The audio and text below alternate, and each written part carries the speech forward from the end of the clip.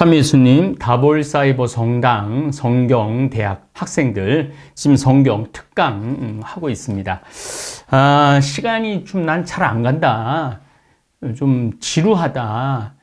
우울증이 좀 있다. 그럴 경우 성서를 읽으세요. 성서를 읽는데도 잘 모르겠다. 그러면은 제 강의 시즌 1, 시즌 2, 시즌 3, 시즌 4까지 창세기서부터 시작을 해갖고 성서가 얼마나 신비로운 책인지, 정말 완전한 책인지를 알게 될 겁니다. 성서를 읽다 보면 과학적으로 믿겨지지 않는 것도 제가 풀었어요. 과학적으로 풀어서 여러분들한테 알려드리고 있습니다. 그래서 많은 경우 정말 성서 읽으면서 답답했던 분들이 조금 속이 뻥 뚫린다라는 그런 댓글을 많이 올리고 계세요. 그러니까 아마 도움이 많이 되리라 생각을 합니다. 자, 제 19강 정화의 물입니다. 주님께서 모세와 아론에게 이르셨다. 다음은 주님이 명령하는 법 규정이다. 너는 이스라엘 자손들에게 일러 흠없이 온전하고 아직 멍에를 메어본 일이 없는 붉은 암소를 너에게 끌어오게 하여라. 자, 암소가 나왔어요. 암소. 숫소는 하느님의 축복의 상징인데 암소는 그럼 뭐냐? 생명을 잉태하잖아요. 그리고 생명을 낳잖아요. 그러니까 생명에 관련된 내용인 거예요. 생명에 관련된. 그 다음에 멍에를 메어본 일이 없는, 멍에라는 건 멍에를 지기 시작하면 일을 해야 돼. 그러니까 일을 하기 전에 기운이 아주 좋은, 그러니까 멍에를 메어본 일이 없는 붉은 암소를 너에게 끌어오게 하여라. 너희는 그것을 엘라자르 사제에게 주어라. 아론의 아들이죠. 엘라자르 사제에게 주어라. 그런 다음에 그것을 진영 밖으로 끌고 가 그의 앞에서, 엘라자르 앞에서 잡게 하여라. 엘라자르 사제는 손가락으로 그 피를 찍어 만남의 천막 앞쪽으로 그 피를 7번 뿌린다. 피는 역시 생명의 상징이에요. 피가 생명의 상징이기 때문에 우리 가톨릭 교회에서는 예수 그리스도의 피로 전환을 하죠. 그런데 사이비 종교에서는 피가름이다, 뭐 이런 걸로 해서 요즘 JMS처럼 처녀의 피를 봐야 된다. 그래갖고 처녀를 포섭을 하고 포교를 해갖고 가스라이팅을 한다고 그러죠. 세뇌교육을 시켜갖고 죄의식이 없게, 판단력이 없게 만드는 그런 경향이 있죠. 어쨌든 구약성서에서도 이 피는 생명의 상징이기 때문에 굉장히 중요하게 생각을 합니다. 7번 뿌린다. 7번은 완벽한 숫자입니다. 유대인에게 있어서 7번 뿌린다. 그의 암소는 그가 보는 앞에서 불에 사른다. 화제물이라고 그러는 거죠. 가죽과 고기와 피를 내장에 든 것과 함께 불에 사른다. 사제는 향백나무와 우슬초와, 향백나무는 아주 오랫동안 가는 나무예요. 향도 좋고, 그러니까 사제는 향백나무와 우슬초, 소 무릎하고 닮았다고 그래서 우슬초, 우리도 우슬초, 제가 좀 찾아보니까 관절염에 좋다고 그래요. 관절염에. 그 다음에 남자한테 좋다고 그렇게 나와 있어요. 우슬초와 다홍색 천을 가져다가, 다홍색 천은 역시 피를 상징합니다. 암소를 사르는 불 가운데로 던진다. 그런 다음에 사제는 자기 옷을 빨고 몸을 물로 씻는다. 이게 정화의 물이 여기에 나온 거죠. 그렇게 한 뒤에야 그는 진영 안으로 들어올 수 있다. 그러나 그 사제는 저녁 때까지 부정하다. 그 암소를 불에 사른 이도 자기 옷을 물에 빨고 몸을 물로 씻는다. 그는 저녁 때까지 부정하다. 왜냐하면 죽은 소를 다뤘기 때문에 그렇습니다. 그 뒤에 정결한 사람이 그의 암소의 죄를 거두어 진영 밖 깨끗한 곳에 가져다 놓는다. 그것은 이스라엘 자손들의 공동체를 위한 정화의 물에 쓸 것이므로 잘 보관해야 한다. 이 암소는 속죄제물이다. 암소의 죄를 거두는 이는 옷을 빨아야 한다. 그는 저녁 때까지 부정하다.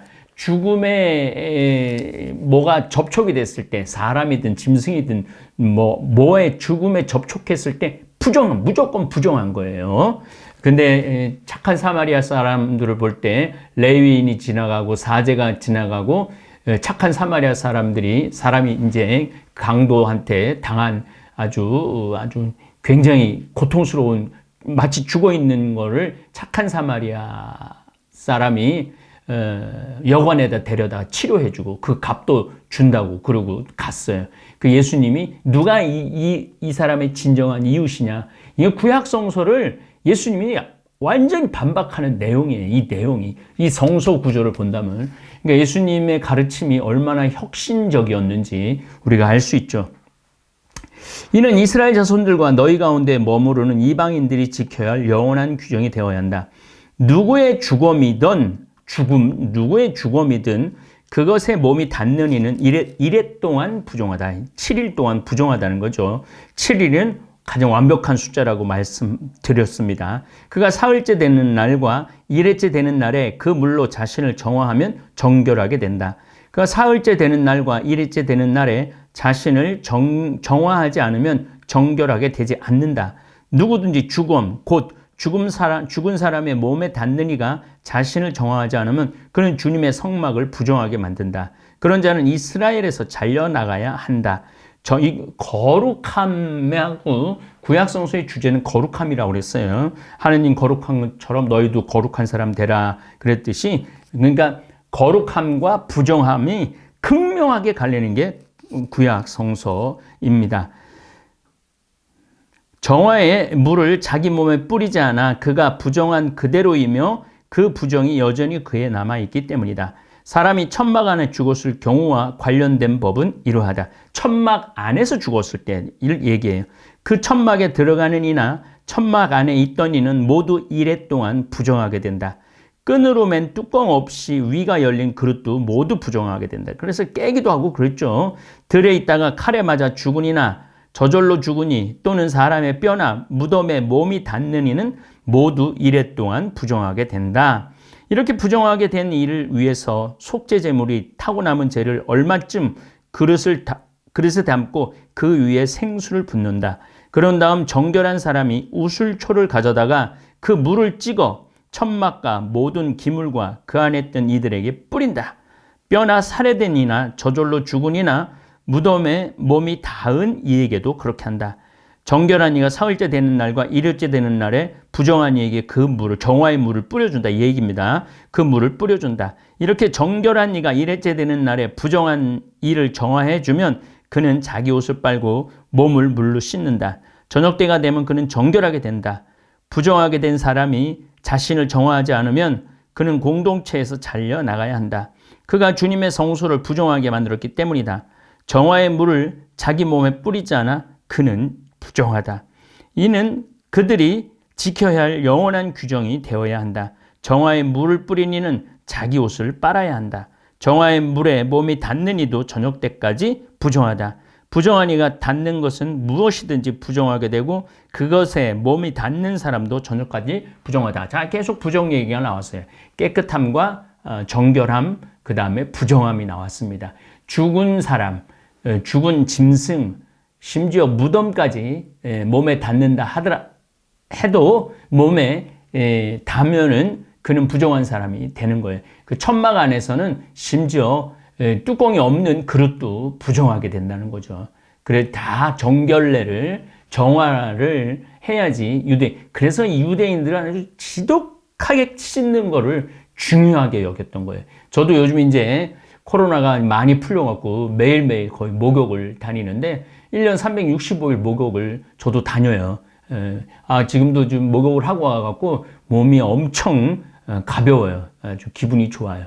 근데 유대인들은 아마 저보다 더 씻는 걸 좋아했던 모양인 것 같아요. 그래서 자기네들이 깨끗한 민족, 부정한 민족이 아니라 깨끗한 민족이고 선택된 민족이고 정결한 민족이다. 그래서 정결례도 들어가 있고 씻는 거는 힌두교도 제가 인더스강에 가보니까 그 정화한다고 엄청나게 씻더라고요.